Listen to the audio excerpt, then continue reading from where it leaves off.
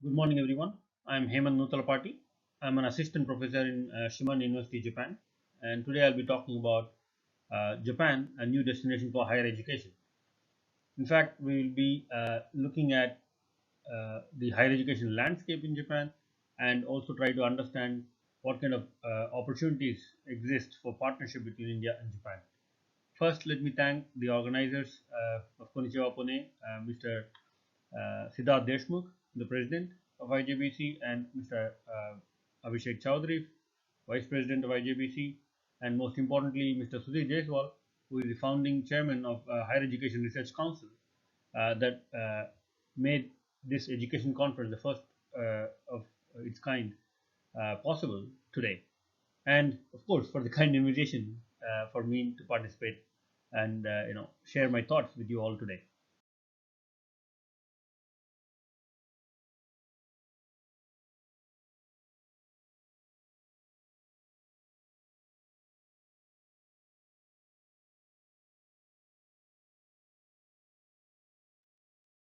So first, let me give you a very brief self-introduction so that you are aware of my background. Of course, I am from India and I was born brought up in Chennai. After completing my schooling, I moved to Hyderabad for my bachelor course, and then I did my masters in Banaras Hindu University, Varanasi, and after that, I did my PhD course, in Taiwan. In fact, most of the people at this point usually, try to go to the west for PhD studies. However, I moved towards east, and in fact, I was planning to go to Japan, especially to Tokyo. However, one of the professors from Tokyo was actually setting up a laboratory in Taiwan, and then that's how I ended up in Taiwan. So after completing my PhD and postdoc, I moved to Japan and took up a job as an assistant professor in Shimane University in 2015. So in between, uh, I also had a couple of years of management experience, especially as a research administrator, where I was trying to promote international collaborations between our university and other universities globally, and especially focusing on India as well. And in terms of research, my research interests are primarily in Raman microspectroscopy, the Sir C.V. Raman of India. So, uh, primarily for doing label-free biology, and we are very much interested in disease diagnostics using Raman spectroscopy, combining machine learning and artificial intelligence. And these are the simple results that I just wanted to. Anyways, if you're interested in any of these things, you can always contact me for further details. But anyways, the main point of this introduction is to actually let you know that I've lived in different parts of India, in different countries, and also I've been a foreign student. I've been working in different countries, and experience different cultures and speak different languages. So I think most of the students who are probably here will be able to understand or probably learn from some of my experiences.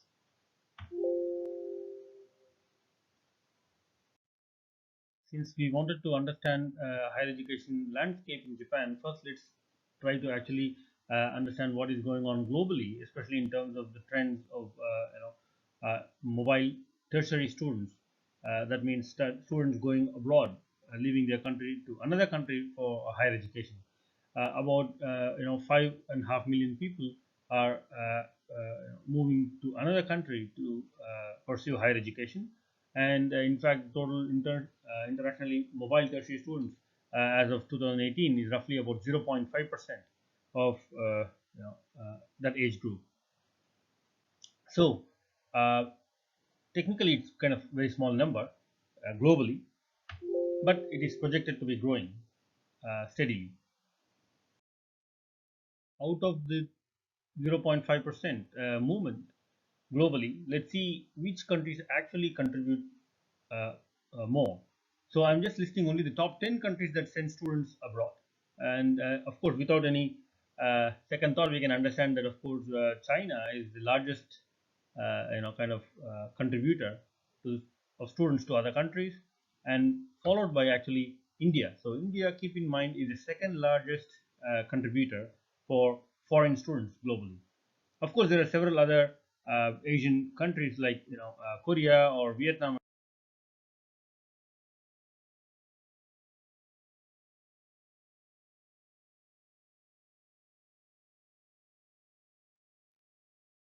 having understood the global student migration trends. Now let us focus on Japanese higher education landscape. In fact, to understand that, we better first look at the demographics of Japan, because the population actually uh, decides the number of higher education institutions required for any specific country. So, as we see, this is how it looked like in 2018. Uh, we can see just after the war, Second World War, there was the first baby boom, the so-called first baby boom in late 1940s, and also there was another baby boom, as you see, in early 1970s. But since then, since 1975 or so, there has been continuous decline of population, and uh, so it has no uh, reversal of trend has been observed yet. By the virtue of increasing population, of course, there is a need for more number of higher education institutions. But in the previous slide, we saw that since late in mid 1970s, the population slowly started declining. However, if you look at the number of tertiary education institutions in Japan, initially, in order to actually accommodate such increase in the population, the number of institutions were also increasing, especially the number of universities were increasing quite a bit. And in fact, in total, whether it is universities or junior colleges or college of technologies, you can see that there has never been, even after 1970s or 1980s, there was no decline in the establishment of higher education institutions, except for junior colleges. Of course, these were actually converted into universities, so that's why we can see that this kind of trend here. But the main point is that there are at the moment about 850 universities or so in Japan. And most important statistic that we also must keep in mind is that almost 40% of the private universities, uh, uh, which constitute a large part of these universities, actually are unable to get enough Japanese students to reach their enrollment capacities. Given the population decline and availability of large number of universities with excellent infrastructure for research and education, it's obvious that one would expect to actually accept more international students. Um, in fact, Japanese government has had strict targets in order to attract good talent, especially to counter population decline as well. And it's been successful. In fact, in 2020, they were supposed to be reaching 300,000, but they already reached early on by 2018 itself.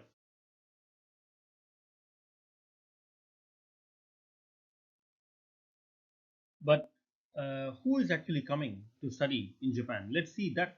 Then we'll have a better understanding of what is going on, which is unique to Japan.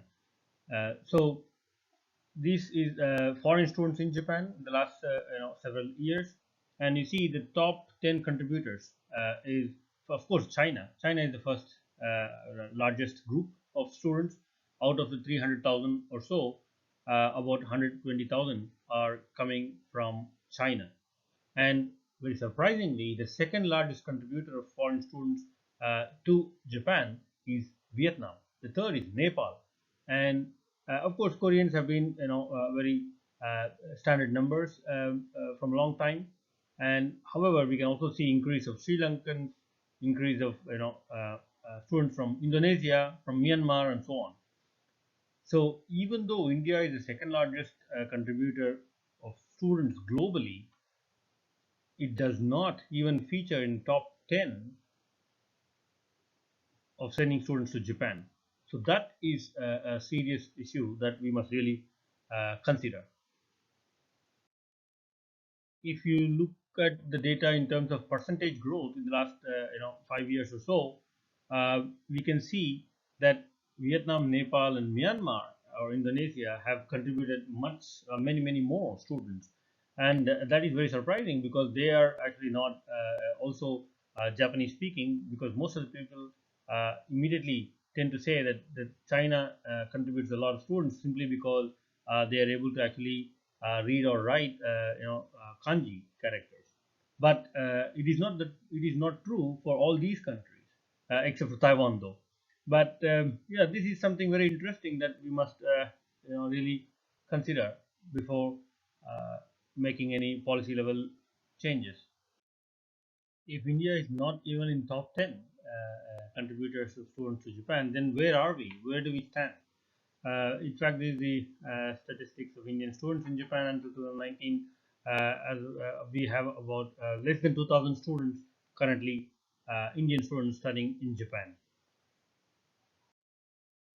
Then, if we are the second largest contributors, then where are we going? Of course, it is not very difficult to understand because of simply English speaking ability. We all can imagine that the US, Australia, UK, Ireland, Canada, New Zealand, and so on actually top the charts for the destination of Indian students. However, we should also keep in mind that Indian students in large numbers are going to, say, Germany, Russia, Ukraine, France, where English is not the language. So, there are many arguments that because Japanese language is difficult or because of lack of language ability, Indians are not coming to Japan, though it's one of the developed countries. But I think personally, even though it's partially true that it has a huge effect, but it does not necessarily be the main or the only reason for Indian students not coming to Japan. So if I just try to put all sorts of different pieces of information, and now if we put everything together, we can probably understand that this situation does not necessarily mean that it's a negative situation, but this is the opportunity that we can see, and just the facts that we all know. In fact, I just would like to reiterate that out of 1.4 billion people in India, we are a very young nation where about 65% of the people are under 35, and we are one of the largest English-speaking countries, second only to after the USA.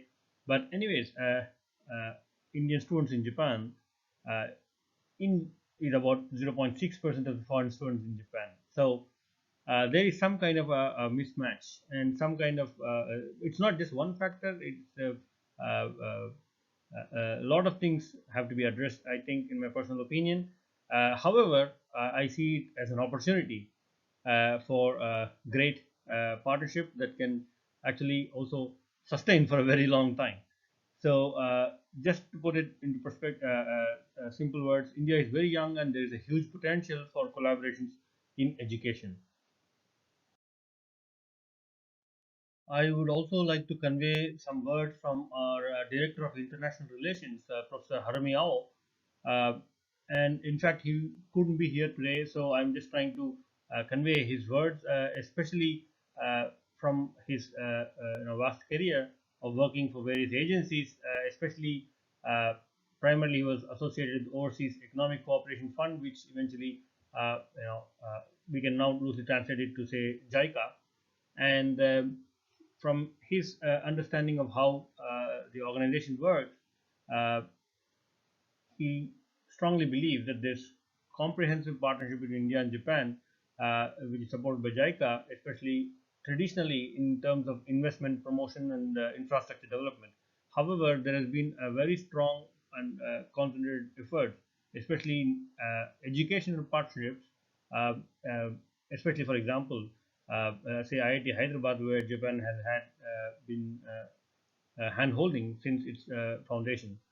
And so that is one part of it. But on the other side, as he's been working in Shimane University, especially in international relations, uh, so with his background, it's also very clearly, I mean, visible that because of the very high shortage of skilled workforce, in fact, even there is a strong interest among local governments, not only Japanese, central government, but also many local governments and local industries, small scale industries, are very much interested and willing to engage with India in any possible way, and also in terms of education aspects, the number of foreign faculty members have been increasing steadily in Japan, and that means loosely we can say that to some extent there's been an increase in all English programs.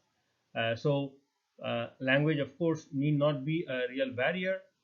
There are pockets of opportunities for Indian students, and if they can explore, I think there will be a very huge potential. And in addition to that, actually, most of the data, or rather all the data that I showed today, I would like to first acknowledge Ms. Madhuri Kasipatla. She's an independent researcher, and she has had, in fact, all the data was obtained by her through our discussions. And even though I'm presenting her data, I would like to acknowledge her efforts in making this presentation.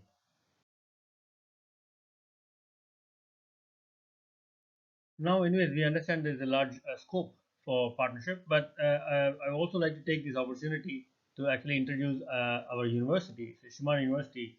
We are a national university situated in Matsue. So, where is Matsue? So, it's not very easy even for Japanese to actually identify where located. So, let's say this is map of Japan, and so this part. Uh, This part is Shimane Prefecture or Shimane State, and the capital of Shimane is Matsue. Matsue is here.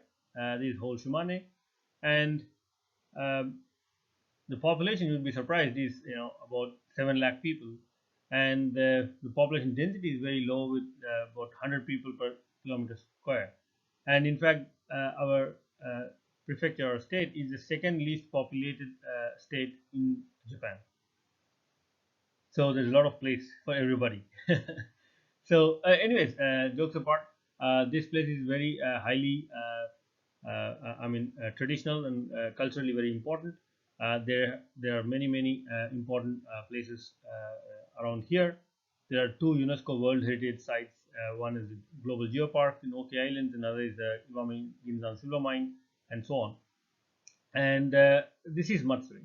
And as far as Shimane University is concerned, we have two campuses. One is in Matsue, that is the main campus. All faculties except medicine is here. And we have Izumo campus. Izumo campus is for Faculty of Medicine and University Hospital. So I think it's a very nice environment to study and do research. And what kind of relationship we have with with India in general. Let's say we have actually had a very strong ties with India. You can see this is our president, Professor Hattori, having meeting with His Excellency Mr. Sanjay Kumar Verma, who was the previous ambassador until last month of India to Japan. And he visited us on multiple occasions, and these are some of the photos that I'm showing, where I'm explaining, say, Raman microscopes that we built in our laboratory to him, and he was pretty excited to actually see that there is a Raman Center in Shimane University. Oh, I must also give you a very quick, uh, information about Raman Center later, but I, generally speaking, for the whole of university, not only for our laboratory, we are very glad to welcome Indian students. And we also have very strong collaborations with many universities in India, both state and national universities, like Cochin University in Kerala. Kerala is very strongly connected to our region on both economic and industrial levels. So obviously, education and research is also tied up with that. And so there are also several cultural performances and so on that we conduct from time to time, just to show that we have a very strong connection with India, and we understand the culture and I mean how to accommodate students. And finally, I would also like to show our own my own laboratory. In fact, that is also in Raman Project Center for Medical and Biological Applications. In fact, this was established by Professor Yamamoto, Tatsuki Yamamoto, in 2014, and this is a large center which is interdisciplinary in nature, where more than 10 professors from very different fields are collaborating together on various applications. For example, starting from medical applications to agricultural applications.